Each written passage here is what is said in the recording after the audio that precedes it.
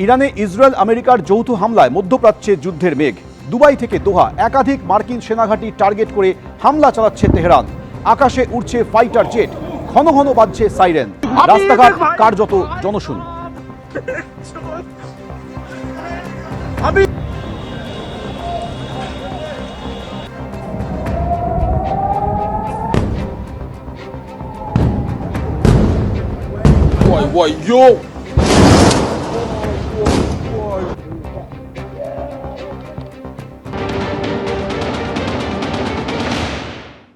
আমি টাওয়ার 13-এ রয়েছি এই পার্লে।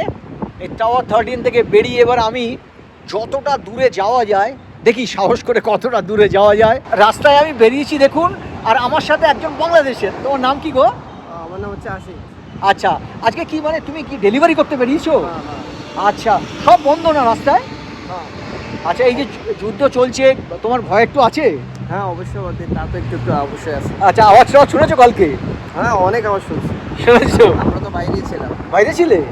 আচ্ছা, তোমাদের ছুটি দেয়নি? না, কাল ছুটি হয় নাই। রাস্তা পুরো খালি না গো আজকে? হ্যাঁ প্রায় খালি। প্রায় খালি রাস্তা। এখানে না প্রচুর বাংলাদেশি এবং এখানে 7 লক্ষ ভারতীয়। আমার সাথে একজন রয়েছেন। আপনার নাম? फरहान आरिफ। आप किस देश से आते हो? पाकिस्तान से। पाकिस्तान से आ रहे हैं। देखिए, आपका ये डिलीवरी करने का है ना? जी जी तो आप कल शब्द आवाज़ सुने थे? वो जो आवाज़ हुआ मिसाइल का, बिल्कुल सुना था। डर आया आपका? बहुत डर है। हाँ? डरना चाहिए। फिर भी आप रास्ते में काम मजबूर है ना? हाँ ये तो है ना, फिर एक काम के लिए आए हैं। ठीक ठीक ठीक। अगर ये छोटे मोटे धमाकों से डर के तो फिर डर के क्या होगा, जिंदगी मौत अल्लाह के हाथ में है। हाँ, आज रास्ता एकदम खाली है ना? हाँ रास्ते तकरीबन कल भी खाली थे, आज भी আচ্ছা। खाली हैं। আমার সামনে যে রয়েছে, তুমি বাংলাদেশ থেকে তো? जी जी। তোমার নামটা? इमरान। ইমরান। বাংলাদেশে কোন কোন শহর? নারায়ণগঞ্জ। নারায়ণগঞ্জ থেকে এসে কত বছর আছো গো? এখানে আছি 2 বছর। 2 বছর। আমি তো কালকে জানো তো, আমি ওই বিল্ডিং এ ছিলাম, প্রচুর আওয়াজ পেয়েছি। তুমি পেয়েছো? পেয়েছি ভয় লাগছিল। ভয় লাগছিল না বলো? জি জি জি। আর তুমি আকাশে দেখেছো কালকে? হ্যাঁ দেখেছি, রাত্রে দেখেছি, দেখেছি না? সকালে দেখেছি।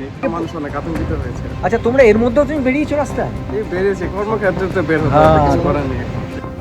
ইরানের ওপরে ইসরায়েল এবং আমেরিকা যৌথভাবে হামলা চালিয়েছে। পাল্টা 27টি মার্কিন সেনাঘাঁটিতে হামলা চালিয়েছে ইরান। সংঘর্ষের পরিস্থিতি একেবারে ভয়াবহ জায়গায় গিয়েছে। 2% ইনসাইড হ্যাক। ইসরায়েলের তেল আবিবের ছবি দেখছেন, সেখানেও মিসাইল হামলায় বিভিন্ন জায়গায় ধ্বংসের ছবি।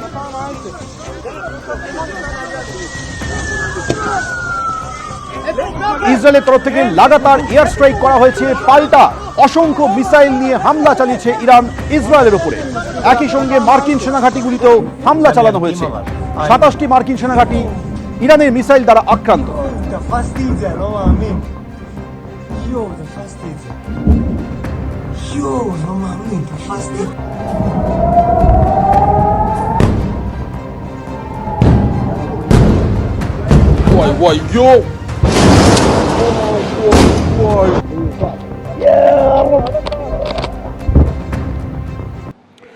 প্রথম দফায় গতকাল এসআইআর এর চূড়ান্ত ভোটার তালিকা প্রকাশ পেয়েছে।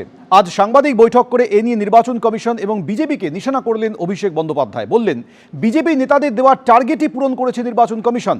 26-এর নির্বাচনে বিজেপি 50-এ নেমে যাবে বলে ভবিষ্যৎবাণী করেছেন তিনি। পাল্টা জবাব দিয়েছে বিজেপি। টার্গেট অনেক আগে সেট করে দেওয়া হয়েছে। বিজেপির অঙ্গুলি হেলনে গণেশ কুমার চলছে। শনিবার প্রথম দফায় এসআইআর এর চূড়ান্ত ভোটার তালিকা প্রকাশ করেছে নির্বাচন কমিশন। কমিশন সূত্রে খবর, যেখানে 63.5 লক্ষের বেশি নাম বাদ গেছে, আরও 60 লক্ষের বেশি নাম এখনও বিবেচনাধীন। অর্থাৎ এখন প্রশ্নচিহ্নের মুখে পড়েছে 1,20,00,000-এর বেশি ভোটারের ভবিষ্যৎ। আর এই প্রেক্ষাপটে রবিবার সাংবাদিক বৈঠক করে নির্বাচন কমিশন ও বিজেপিকে একযোগে নিশানা করলেন অভিষেক বন্দ্যোপাধ্যায়। এই অপদার্থগুলো তো বিজেপি নেতাদের 200 টার্গেট পার করতে পারে না। টার্গেট অনেক আগে সেট হয়ে গেছিল।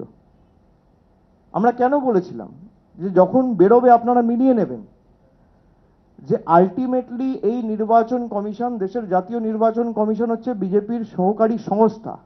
এসআইআর শুরুর আগে থেকেই নাম বাদ ঘিরে একের পর এক ভবিষ্যৎবাণী শোনা গেছিল বিজেপি নেতাদের গলায়। এদিন তাঁদের বক্তব্যকে হাতিয়ার করেই সুর চড়ান তৃণমূলের সর্বভারতীয় সাধারণ সম্পাদক। আমি খালি আপনাদের একটা ভিডিও দেখাবো। पहले डिटेक्ट करेंगे, डिलीट करेंगे और फिर डिपोर्ट करेंगे। বিহারে যদি 50 লাখ বাদ যায়, এখানে 1,25,00,000 বাদ যাবে।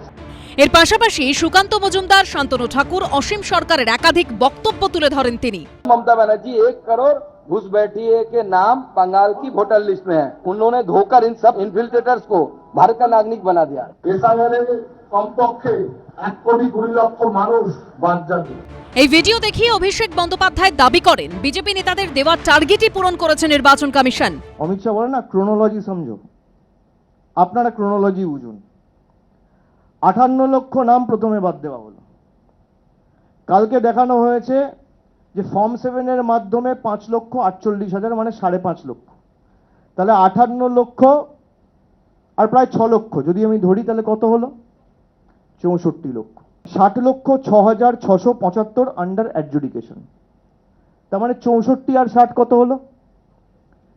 1,24,00,000। শুভেন্দু অধিকারী বলেছে 1,25,00,000। শান্তনু ঠাকুর বলেছে 1,20,00,000। টার্গেট অনেক আগে সেট করে দেওয়া হয়েছে। সমস্ত রাজনৈতিক দলের অধিকার আছে 6 নম্বর ফর্ম এবং 7 নম্বর ফর্ম, অর্থাৎ তাদের কোনো ভোটার যদি মনে হচ্ছে তাদের সমর্থক সাপোর্টার ভোটার যদি যুক্ত করতে হবে তার জন্য 6 নম্বর ফর্ম দিয়েছে, এবং কোনো সাসপিসিয়াস ভোটার যদি থাকে 7 নম্বর ফর্ম জমা দিয়েছে। এরপরেই 2026-এর নির্বাচনে বিজেপি 50-এ নেমে যাওয়ার ভবিষ্যৎবাণী করলেন অভিষেক বন্দ্যোপাধ্যায়। 21-এ হেরেছেন, 26-এ আপনাদের আসন সংখ্যা 50-এর নিচে যাবে। এসআইআর করুন আর এফআইআর করুন। বিজেপি চায় না ইলেকশন হোক।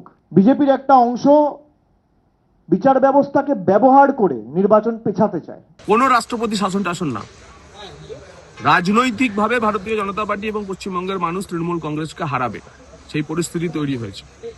সুপ্রিম কোর্টে এসআইআর সংক্রান্ত প্রথম আবেদনের পর প্রথম যে নির্দেশনামা বেরিয়েছিল, এই অভিষেক বন্দ্যোপাধ্যায় বলেছিলেন যে কোর্টে হারিয়েছি এবং ভোটেও হারাবো। এখন সেই আস্ফালন কোথায়? এখন পরাজিতের হতাশা কেন আমরা দেখছি? তার কারণ এসআইআর প্রক্রিয়াটিতে 12টি রাজ্যের মধ্যে 11টি রাজ্যে কোনো সমস্যা তৈরি হলো না। পশ্চিমবঙ্গে প্রথম থেকে অসহযোগিতা করে আজকে 60 লক্ষ ভোটারকে বিচারাধীন বানিয়ে দিয়েছে তৃণমূল কংগ্রেস। এখানেই শেষ নয়, অভিষেক বন্দ্যোপাধ্যায় আরও অভিযোগ জুডিশিয়াল অফিসারদের হুমকি দিচ্ছে বিজেপি। আমরা বিগত দিনেও দেখেছি ফোন করে করে থ্রেট করা। যারা এখানে অবজারভাররা এসছে ইলেকশন কমিশনের, তাদের ফোন থেকে হোম সেক্রেটারি ফোন করে থ্রেট দিয়েছে জুডিশিয়াল অফিসারদের। আমাকে নেই করে 20 জন জুডিশিয়াল অফিসার বলেছে। কে এখতিয়ার দিয়েছে? সব মিলিয়ে প্রথম দফায় চূড়ান্ত ভোটার তালিকা প্রকাশের পর সপ্তমের রাজনীতির সুর। অনির্বাণ বিশ্বাস ও দীপক ঘোষের রিপোর্ট, এবিপি আনন্দ। এবিপি আনন্দ, এগিয়ে থাকে, এগিয়ে রাখে।